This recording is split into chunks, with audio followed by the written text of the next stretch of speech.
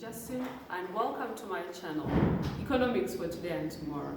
Today, I want to talk about national income.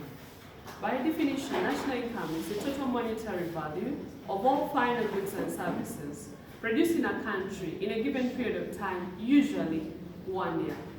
We can compile national income by looking at the gross domestic product.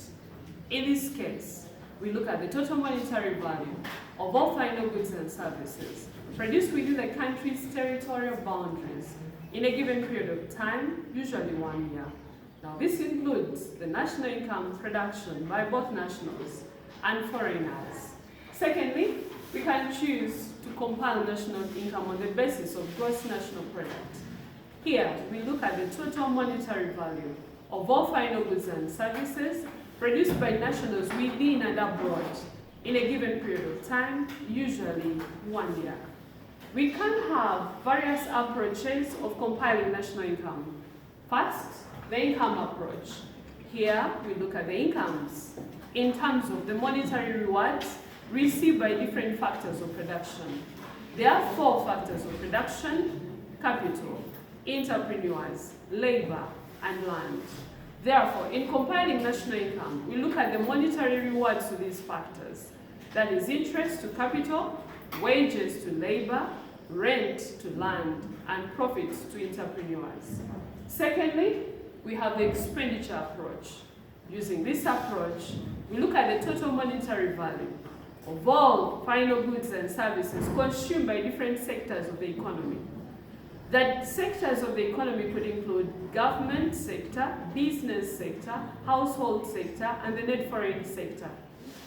In looking at the expenditure approach, the expenditures of government in terms of government expenditure, household expenditures in terms of consumption, investment expenditure, and the net foreign expenditure are added together to have national income compiled using this approach. The third approach is the output approach.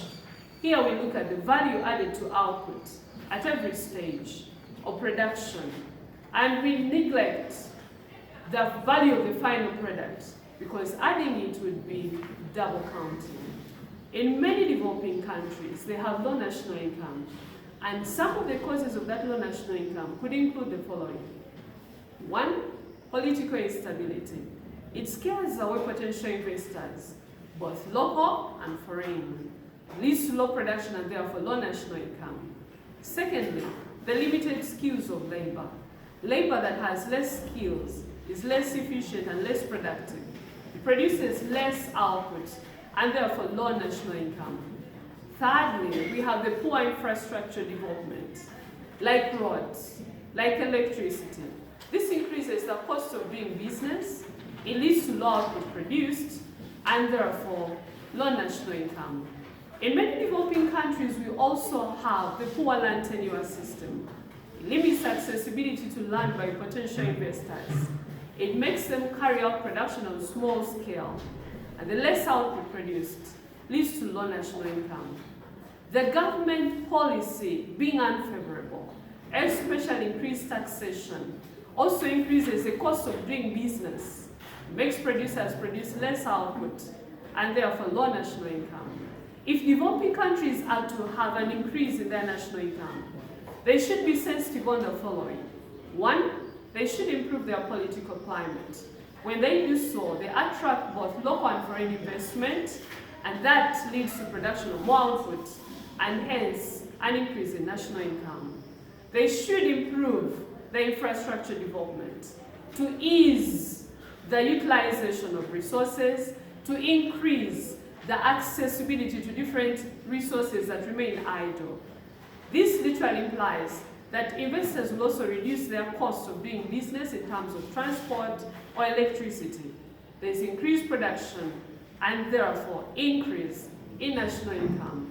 Labor should be trained in necessary skills. By doing so, labor is able to be more efficient and more productive. That in turn leads to increased production of goods and services and therefore increase in national income. The land tenure system should be improved. Investors should have increased accessibility to land. This enables them to carry out production on large scale. They produce more output and therefore increase in national income.